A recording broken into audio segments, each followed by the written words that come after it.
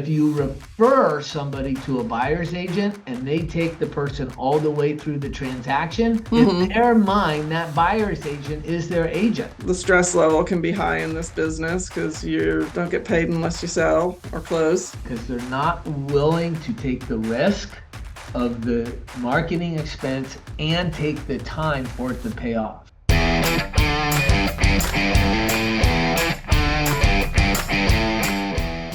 Hi, everybody. My name is James Becker, and I am the founder and CEO of Fusion Growth Partners. One of the reasons why you might listen to what it is that I'm having to say and to consider some of the thoughts is because I have built from scratch one of the largest mega organizations or teams in the country. We currently have close to 850 top real estate agents that work and partner with my organization, and I have over 300 employees that support these agents. Last year, our agents sold over $6 billion in real estate, producing well over $150 million in gross commissions earned. I hope you find what I'm sharing interesting, insightful, and helpful for your business. Okay, well, let's talk about your due north for a minute. Okay. So your drive is your family providing for two kids. How old are your kids? And I've got a 19 and 22, so I've got two in college right now. So obviously that's expensive. Okay. Are you the sole support for that? Well, I'm divorced. I'm with somebody else now, but divorced, and the primary. I mean, my ex-husband helps some, but I would say I'm 80% financial responsibility for those two. So for all intents and purposes, you're the one. Mm-hmm. How important is it to you to take care of those obligations for your daughters? What are their names, by the way? Ivy is my daughter. She's the 19-year-old, and Ethan is my son, and he's 22. So he's close to graduating. He's got one more year. Okay. So how important is it to you on a scale of 1 to 10 to take care of these obligations? It's a 10 with those two at least. I mean, everything they're the number one priority at this point in my life. You know, I'm hoping in the next 4 or 5 years that can switch a little bit. I mean, obviously they'll always be a priority, but hopefully financially those two will be a little bit more independent in the next 4 or 5 years, but right now they're not. So when you say it's a 10, what does that mean? What is That that? means I sacrifice things that I might want for them to make sure that they're provided for and they're getting a good education, and you know that their needs are met. And then obviously on the work realm, you know, I'm working and grinding to keep that all moving forward. So what are you willing to sacrifice for What do I this personally thing? sacrifice for those two? Well, I mean, I work a hell of a lot. I always have, and I don't mind work, to be quite honest. And I know a lot of people don't like this line of work. I've been doing it a long time, so I think it's just kind of ingrained in me. But I don't have an issue. Like a lot of people complain about, oh, people are texting me or calling me on the weekend or texting at night. That's just, it doesn't really bug me anymore. I'm just used to it. We And don't really have weekends in this business, do we? I'm fine with that. But you know, obviously time, the stress level can be high in this business because you don't get paid unless you sell or close. Yep.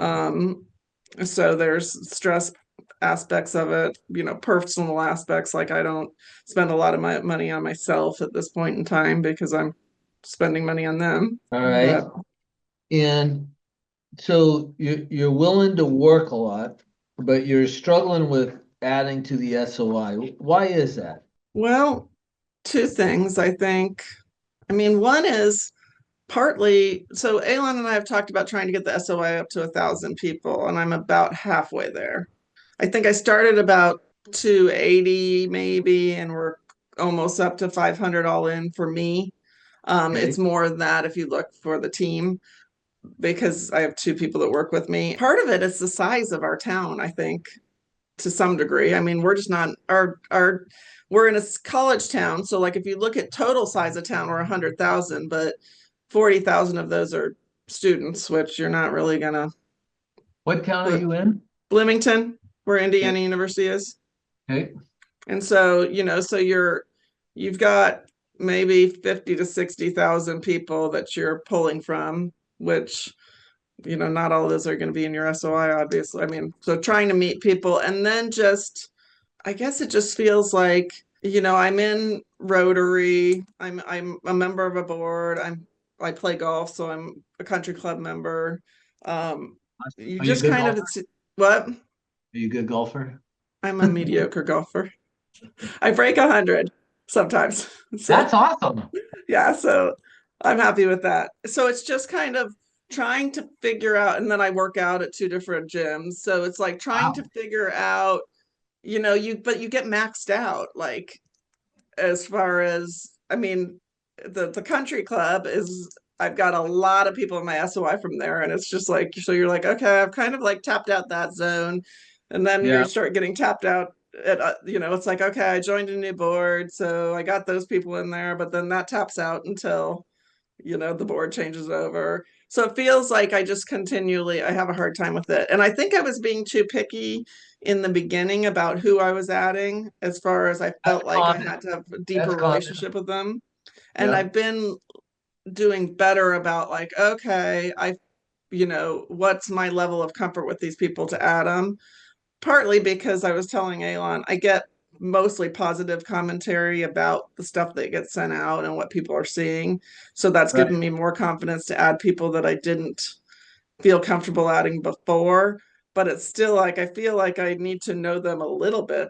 I mean, there has to be some level of, Well, yeah, a true SOI is someone who would know who you were. yeah. And And I would hope it'd be beyond that, because obviously a lot of people know me because, like I said, the town's not that small and we advertise in the paper, and people just know your face and know who you are, but it's not like I would go up and have a conversation with them, or I might not know who they are. More people probably know who I am than I know who they are.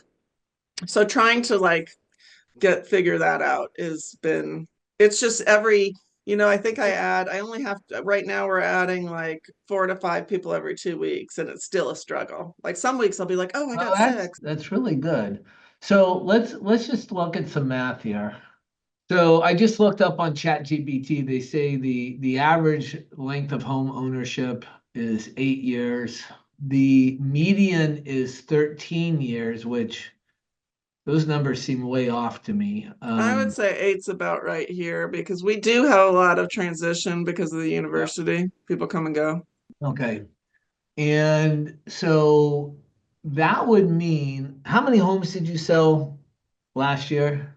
I think I sold about 40. 40. Okay. And how long have you been with us? I've been with you guys almost 2 years exactly. Okay. I said, well, no, it's a little less. It'll be 2 years in August. Okay. So that means you've been probably marketing about 18 months. Mm-hmm. And that's where it really kind of goes. And, the market under the current circumstances, I was really hoping that we would have a breakout spring. Yeah, And well, it seemed like it kind of started and then shut down. yeah. Yeah, well, the interest rates dropped a little bit and Yeah, the uncertainty about the tariffs and everything, and I'm yeah, not saying that they're good or bad, but it certainly is having a temporary effect yeah. on the market. And so at 500 people, that would mean that there'd be 63 opportunities in those 500. Mm-hmm. And what do you think your chance of getting an interview with everybody that's in there? Gosh, I don't know, like 80's high probably. Okay, what do 70 you think? maybe. 70? Okay. Yeah. I mean, if Um, they're people I've helped before, I have a very good return rate, I would think, but yeah. that's not Well, the so bulk of my SOI.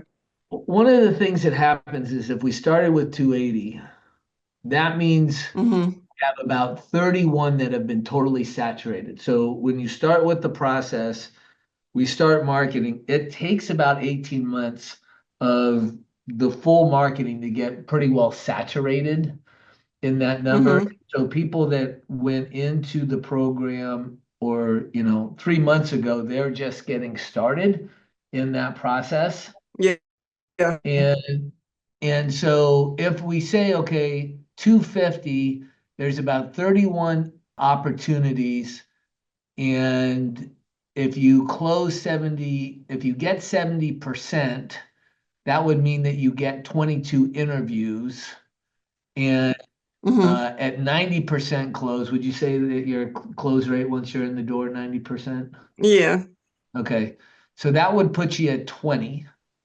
And then the buyer business, if they're staying in the market or leaving, that potentially would get you 9 more. And then the non-SOI business is, and I've got this at 25%, meaning for every 4 listings, you would have a sign call that you would close, or a neighbor would call on a sign that you get the listing, something along those lines. Yeah. Yeah.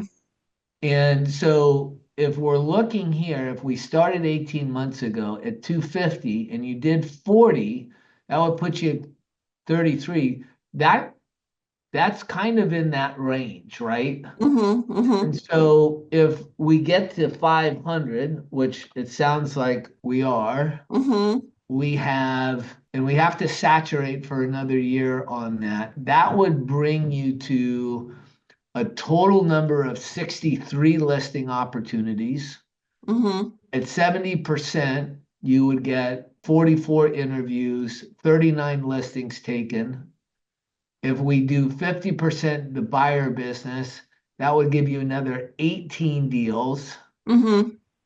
And then again, if we say it's 41 extra deal for every 4 listings, that gives you another 10. That would give you a total of 67 transactions. What is your average sales Our price? average sale here is like about 370. So it's not bad. No, What is your average commission? Is it two and a two point half. two and a half? Okay, so 9 grand. Okay. So I mean, you're on track Hmm. for the next 18 months to be close to 70 transactions Yeah, in the that would be next year and great. a half to 2 years. Yeah. Where do you want to be where you would say, man, I'm paying all my bills. Do you have a retirement set aside? I do, but I have an IRA that I'm supposed to pay because I pay myself like a salary and I'm supposed to pay that Great. Good for once a you. You're month. one of the few people that do finances. Yeah, so I've got that, but at times I'm like, okay, we gotta, don't pay the IRA for a few months. So I have an IRA set up. I need to, but that's one thing. I mean, when I was 40, I was like, oh, I got time, I got time. Now I'm 53. I'm like, okay, I got to get more serious about that. So I've been trying to get more serious about it, but Do you it's have at a some number point. that you do you have a number that you have to put away that you would feel, have you talked to a financial planner? Like, do you Yeah, I need have a 4 million? financial planner. I mean, he wants me to put as much as I can, but Yeah. if I could put away, I mean, at this point, I mean, I would really like to put away between 30 and $50,000 a year, but I don't know, that's might be aggressive right now. I hope I can Well, get to that point. if you were doing that for 20 years and you're putting away 50,000, that takes you to $1 million. Is that going to be enough? Well, and then I already have some, and then obviously my significant other has some, and then I will probably Okay. inherit some. So I think between the three, I mean, if Okay. I could put more than that, then I'd be thrilled. And maybe I can once I get these kids through school, because I'm spending that much getting them through school every year or Yeah. more probably. So if Yeah. I just take Hopefully the what I'm degree. taking and spending school just to putting into a retirement, that would help a hell of a lot. Okay. So let's talk about a couple of options. Okay. Okay. So, it sounds like you're actually doing terrific on building your SOI. So I'm gonna reach and give you a pat on the back. You're doing a good job. I just wonder if we got to 80% here, Yeah, and maybe like you said, maybe that'll get there that once. takes you to almost 80 transactions. Yeah, if I could do that. Okay, so let's just play with these numbers here for a second. Okay. I'm I'm gonna just suggest that instead of spending $2 per, let's spend $3 per person in your database. Okay. Okay. And the reason why and we don't have to, I'm just going to play with some of these numbers to see what Okay. the difference is to get to the 80% so that we make sure that we're maximizing here. And some of that money can be events or whatever it is that Mm-hmm. we're doing, but that we're like really in front of them a lot. And if you can, do you think you can add one person a week to your SOI? Is that, I Yeah, mean, what's that's what not I'm a doing. stretch? Oh, I'm actually doing 8 people a month is what I'm doing. I'm doing four Okay. people every 2 weeks because I meet Okay, so Avon every. let's just say it's 500 and you're doing terrific. And let's just say it's one person moving forward. Okay. Okay. And the numbers are already starting to play out for you. We can see that in the numbers that you're already making. Mm-hmm.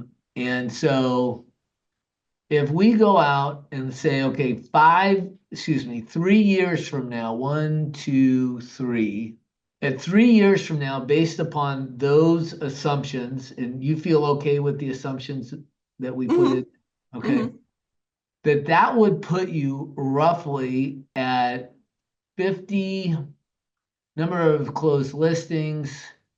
That puts you at 89 sales Okay. in 3 years. And that would give you total revenue of about $800,000. Okay. Okay. Your marketing expense is close to 2 grand, so it's about 24,000 per year. Okay. Your gift expense, I really suggest using the boxes. I don't know Mm-hmm. if you're spending the money on that, and then, a bottle of wine or whatever, something Mm-hmm. simple. But the boxes are a big hit because people don't know where to go to get stuff, and I think that that's a really strong one. That's why I've got 450 in there uh, Okay. per closed deal. And then I have in here an associate that's helping you. This would allow for two because at Okay. 89 deals, you're going to be running yourself ragged. So you have to have people who will show property for you. Now, not buyer's agents, okay? Mm-hmm. Buyer's agents will kill deals. You still need to do the intake. You need Yeah. to negotiate the deal, and you have to be at the close of escrow. But Okay. associate, have you heard of my Beyonce backup dancer business model? Mm-mm. No. No. So everybody goes to the concert for Beyonce, Yeah. okay? And Beyonce's job is to go on stage and put on the best show possible. And that's why people go. But Yeah. the backup dancers improve the show. And when she's doing changes or whatever the case may be, they're dancing and they're enriching the show. Mm-hmm. And the thing about backup dancers is they don't get paid like Beyonce. Mm-hmm. No. And so you can usually take people on and give them a much lower commission, but Mm-hmm. we can increase the amount or the ROI of your time. So if you're showing property, that's probably not as good a use of your time as meeting somebody else to put them into the database or calling on everybody in your database or having lunch or networking at the Rotary or being out at the club hitting golf balls. Because the more you're out there, the more you're going to run into people, the richer your relationships are going to be. And Mm-hmm. nobody else can do that for you. Right. And your backup dancers are there to make you look good, Amy. So their job, and this is a part of their job description, is to drive around when they're driving people around going, Amy is amazing. She is the best agent. She cares so much about her clients. And as they are edifying you, your value goes up in these people's minds that are in the car. You're coming in when it's important and you're negotiating the deals. You're whenever when anything gets hard, it's you that's coming in there. So you're at the beginning, you're at the middle, and you're at the end. You are their agent. But if you refer somebody to a buyer's agent and they take the person all the way through the transaction, in Mm-hmm. their mind, that buyer's agent is their agent. You Right. kiss them off. Yeah. you're not going to get the referrals, and you're not going to get the repeat business. Yeah, And that makes sense. yes. And so this is really important because if we're doing that, we follow, and this is paying $3 per person. So we're marketing more. Like Mm-hmm. just like nobody else can have any mind share. We're drowning them out. And you could probably pay less here, but your total expense under this program is $200,000. That gives you a net profit of $600,000. Mm-hmm. If you can live on $15,000, there's a lot of money that you could be putting away for retirement. Yeah, yeah. We take this out 2 more years, and you've accumulated in profit and loss $2.5 million. Yeah. The problem is people get complacent in this time period and they Once I stop the they're like, I'm doing process, good. Yeah, you know, yeah, and you cannot stop. yeah, You have to keep the process going. Now, the other thing that you could do is you could start a geographical farm, yeah. We haven't done that yet. but that's going to require that you're spending a lot of money and not getting any return probably for 2 years. Yeah, that's what I've heard. Once you establish in a geographical farm, it becomes like an annuity. Hmm. How many people, like, how big is a geographic farm usually? Well, some people go really small, but let's just say we did 1,000. Okay. And I would say we don't know these people. So I'd say we get 30% opportunities out of that. That would give you about 38 opportunities. And then I would grow it 100 a quarter. So that would be 25 more, but I would do it quarterly, like I'd add another 100 homes. So I'm cost dollar averaging as we Hmm. move forward. And I would spend $4 per, like we're just marketing the living bejeebies out of them. And that's it. What did I say? What was the assumption? For which one? 30? Yeah, 30% you get an opportunity to interview. And we should be able to do that with $4 per. That would take you to a revenue similar of 800,000. Your cost would be more expensive because we're spending about $7,000 a month in marketing at that time. Hmm. But that would give you a net of about a $500,000 a year. The problem is that you have to go into the hole about $50,000 before you start making money back. Yeah, and I don't want to do that quite yet. Okay.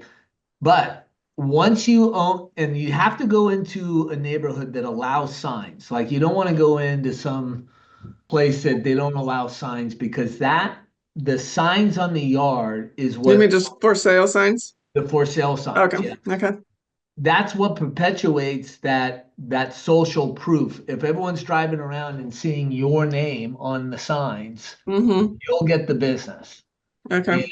And in my 30 years, people who have geographical farms, it just becomes an annuity, just Hmm. all the time. They don't have to do as much. But the reason why we start with the SOI is because you already have the marketing built in to a certain extent. People know you, they're connected to you. You don't have to spend as much. But what you don't get in the SOI that you get in the geographical farm is you get an area that has your signs up. I live in a little tiny circle neighborhood. There's maybe 50 homes, and this one gal sells every home that's in there, pretty much, like Yeah. 50% of them. And she only mails a couple times a month or maybe once a month, and she gets homes elsewhere, but her sign goes up, she sells it, and so now she has credibility. So everyone just kind of goes to her. Yeah, yeah. And I don't think anybody in our market is doing a very good job doing farming. I mean, I think maybe people are trying it, but I don't think anyone's sticking with it or being consistent with it. We have Everybody some quits people that are before they hit doing the a goal. lot of like, it seems like the people that are not working with their SOI are either getting leads through Zillow or they are going after expireds. Those are the two methods I see, but I don't see Yeah, anybody so you doing the have this, farming. you have the salespeople that are out there that's not branding and Zillow. And I had a conversation, I don't know with who recently, but basically, if you're relying on Zillow, Yeah, they're going to continue to increase the amount of money that they want to make. yeah, And nobody has anywhere else to go. So the value is commoditized. And there's plenty of people who take leads because they're not willing to take the risk of the marketing expense and take the time for it to pay off. yeah. Or doing that, and you're already getting a return. Mm-hmm. If you keep this up for 3, 4 years, you, no one will touch you. Now, if you really want to expand it, then we can go into geographical farming. But do you feel like you need to make more than $500,000 net? No, I'd like to, but I don't have to. I mean, Would I you think want it, that's would you want something. to take the risk to get it there? Because I we could think do both. maybe it's worth reconsidering in like a year, looking at it and deciding. Okay. Just because Yeah. I do feel like you said, so I've been marketing for like 18 months. I'm just starting to feel like this spring I'm actually seeing the benefits of that. So like if I keep About adding and right. doing all the marketing we're doing, like next spring, I would hope that we've kind of more saturated into that SOI. And obviously you keep marketing to them, but like that would be really to a place where I would feel like that's more saturated, and then like looking at it in a year and saying, okay, well, do we want to grow more, and then maybe adding some areas to farm. Well, I think there is a natural cap on the SOI, Yeah, that will be, 500 to 1,000 somewhere in that, and then you yeah, will kind of dry up on the opportunities that you have. yeah, And we just want to market as much as we can, even when it bugs people. We want to continue to market them. It doesn't bug them when they want to sell their house, yeah. right? And so uh, to me, that is something you're already doing. You will have the cash flow to then spend, and it would be, let me go back to this here for a second.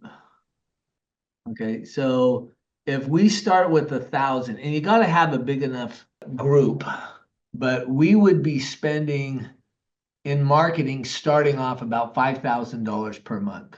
Mm-hmm. And again, you have to plan on going in the hole roughly 50,000. Let's just round it up to 75,000. So Mm-hmm. let's say you are going to make an investment and buy a lot for 75,000. The return on this in 5 years could be $2 million. Yeah. I don't know if you ever follow Warren Buffett, but there's a lot of people who he talks about. He says, and he's a smart guy, but he says, it's what I've done it the a person with an average IQ can do. It's not intelligence, it's disposition. Yeah. Can you not sell when everybody else is selling? Can you not buy when everybody else is buying? Yeah. Right. And so, and that's the challenge. And so mentally, when we get to this stage, which I would totally encourage, if you want to get to $1 million a year, we can get there. Mm-hmm. Okay.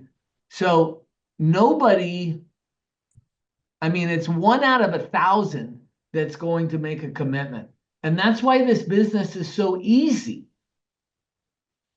because everybody wants immediate gratification. Right. So Zillow, how many years did they go? without making money? I have no idea. I'm going to ask, how many years did Zillow go without making money? 5 years. Okay. So what is the market cap of Zillow today? 23 billion. What is it? 15 15 billion. billion. Okay.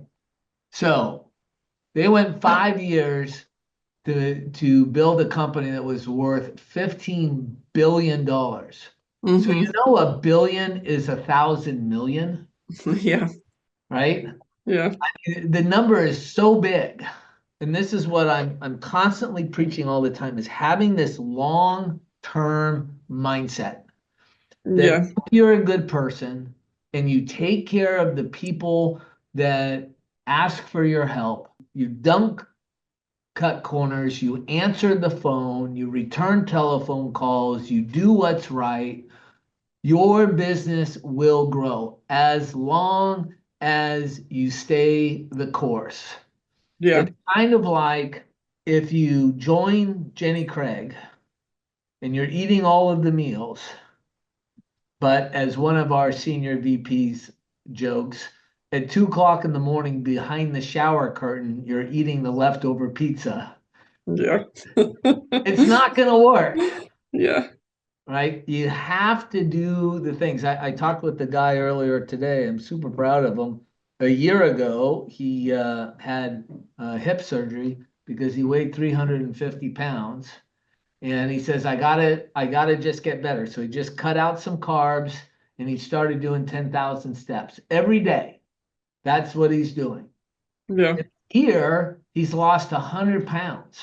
He didn't even use Ozempic. Huh? He didn't even Right. use Ozempic. And yeah, and I don't know, like that stuff scares me. It scares me too. I'm like, just wait 10 You years. We'll see how yeah, all well these Ozempic you people are you doing. you lose all the muscle. I mean, Yeah. Yeah. and muscle is the fountain of youth. Yeah.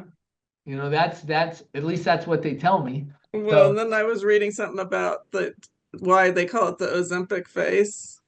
And so you don't get any protein, I guess, so you lose your muscle, but I guess protein is what makes it so your body can build collagen too. So they're all getting depleted of collagen. and your brain needs protein. That's what I it feeds know. on. That's the scariest part right there is the brain needs protein. Yeah, I'm I sorry. think it's going to be interesting to see in 10 years what all the fallout from this, Yeah, but like don't you get me said, people started. want the quick fix. Look, I am a blocking and tackling kind of guy. That's a football reference. Like if you're Yeah. good at blocking, you're good at tackling, you're gonna win football games. Yeah. Right? If you want to lose weight, you have to go into caloric deficit. And you Yes. have to I stay agree. there for a while, Yeah. right? To like it is simple math. So it is not an intelligence test, it is a disposition test. Yeah. And I if agree. you are doing great, like you're doing the work, you're adding people to the database. Are you doing any events, Amy? Yeah, we are doing, we're trying to do four bigger events a year and then intersperse those with, smaller get-togethers and things like that. So that's what we've been doing. And we dabbled in a bunch of different things, but we kind of have we've narrowed it down to more specific, like we figured out what's like we did some wine tastings. Those were kind of, we did this and that. And then we found a What few was things that what was people wrong liked. with the wine? What was wrong with the wine tastings? People RSVP'd and didn't show was one of the reasons things. And They it were just didn't what? seem, they would say they were coming and then they just wouldn't show. Okay. And it just seemed like it didn't get as broad of a group. I don't know. So yeah, and I know other people have had great success with like because Elon said he is a lady that does bourbon tastings and that's like her thing and it's great. But so we bounced around, but we started doing photo events where we hire a professional photographer Yeah. and we invite anybody that wants to come and they can get their pictures taken and we send them to them for free and those have been really successful and so we're kind of That's a doing cool we idea. so we're started doing we're going to do two of those a year and then two other kind of events a year. Okay, bigger so event. here's what I want you to do, particularly in the small town. Mm-hmm. I'd like for you to pick a charity that Okay. really means something to you, and it must be local. Okay. People want to see their money go to work, okay? Or it could be that you set up somebody's house burns down in town. Mm-hmm. You can set up an event that goes around a GoFundMe. The money can go into the GoFundMe. And so, that creates the tax-free status to a certain extent. So you can kind of create your own 501c, if you will. And the more local the story is, the more powerful it is. So, Okay. if someone's house burns down, or I had a friend of a friend that had a daughter that was wheelchair bound, and Mm-hmm. she wasn't expected to live very long. 25 years later, she's doing great, but she had this certain disease that was really difficult. We did fundraisers for them. We had just a tragic story. This kid was playing in the backyard, and there was a leash on a chain link fence. And he's Mm. 4 years old, and he ended up strangled himself to death. Oh my And God. and the family didn't have enough money to pay for the funeral services. And so one of my friends put something on and opened up the house. We cooked food, and we just put a plate out. We raised like eight thousand Mm-hmm. dollars in one night. And the more and so it's not so much the real estate company as it is you, because that you are the personal brand. Okay. Right, right. And so one thing is, when you do these things, they're emotionally and spiritually fulfilling. It takes on a purpose of its own. And it allows you to reach out to people and say, hey, I'm doing this fundraiser. Will you help me? Mm-hmm. And there's something that happens when you ask people for help. There's a bonding that creates gets created. And so, if you do that, it doesn't have to be where there's a tragedy. It could be that, there's a gal I spoke with today that her sisters, her sisters was widowed young and single mom and raised two kids, and they're both, one's going to be a doctor, another one's getting a PhD, and just really high performing. But she helped her sister, and a lot of people don't get that help from family, and so they have a 501c that helps single parents, and it's a local thing. I don't know if it's tied to her church or not, but and so she can do a charity thing around that. But anything that like kind of fills your heart, be motivating. And so, you can throw a barbecue, you could do a ribs cook-off. Like, people will come all over the place for a ribs cook-off. And anyone can enter, there can be a prize, and then there could be a $25 ticket for all you can eat, or the taste Yeah. well. And all that money can go to the charity. And then you could have a silent auction, and you may have a live auction. So there's different things that you can do that gets more people involved, and it creates a brand for yourself. But don't do any client appreciation parties. Okay. Just, to me, it should be you are inviting your friends. So if Uh-huh. you invited me as a client, but if Yeah. you invited me as your friend, I made the list. Yeah. You understand? Yeah. It's a total different feeling. And Yeah. you already are the brand. Yeah. So those are just some thoughts to deepen what it is that you're already doing successfully. Okay. That What makes else can sense. I help you with? And so, those types of things, when you go to the Rotary, hey, I'm doing this thing, and people in the Rotary, will get to know you better, because Right. they can donate a cabin out at the lake that you can auction off for a weekend. You Yeah. know, it's kind of neat. And then, and then what you're doing, you're really making a difference for people. Mm-hmm. That makes sense. You like barbecue? Yeah, nobody really likes barbecue. So unless you're vegan. I don't know. I'm in California. It's They almost don't like like barbecue in cruelty. California. Well, I don't live there anymore. I'm in Florida now. I had to escape. Where are you in Florida? I'm in Stewart on the East Coast, Oh, which okay. is kind of South My Florida. my daughter goes to school in Tampa. Okay, that's on the other side of the state. Yeah. Yeah. But the events can be great for doing that. But I would, if I was making a suggestion, I would probably increase my spend on marketing Okay. because you can afford it. And if it gets you one more home, it pays for everything. Right. And keep adding to what you're doing. Do the events as friends, everybody in your database, but they're your friends. You're going to become Okay. everybody's friend. Okay. And then look for a charity that speaks to your heart. Okay. Okay. And that's local so people can see their money go to work. Okay. You don't want to do anything for the Red Cross or anything like that Right. because nobody knows where that money goes. Right. But if someone has a tragedy in town, like you can step up and do an event for them, and if it touches people's hearts, you just want to make sure that you plan 2 months in advance. Okay. Okay. So 30 days to get it all set up, get the venue, get the marketing done, so that you have at least 30 days to market it. That's what Okay. a lot of people miss out on these events is Mm-hmm. the marketing the event is the most important, not the event. Yeah, that's what Alan tells me when I say nobody showed up to my wine tasting. He's like, it doesn't matter. Yeah, He's but like, if you that's only not the marketed important it part. for I'm like, if yeah, but it you is kind of like I wanted somebody to come.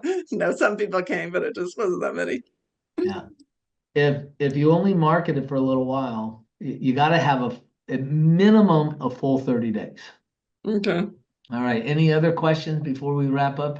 I don't think so. That was all good stuff. All right, Amy, I certainly appreciate you. I'm really glad to be in business with you. It's Thank you.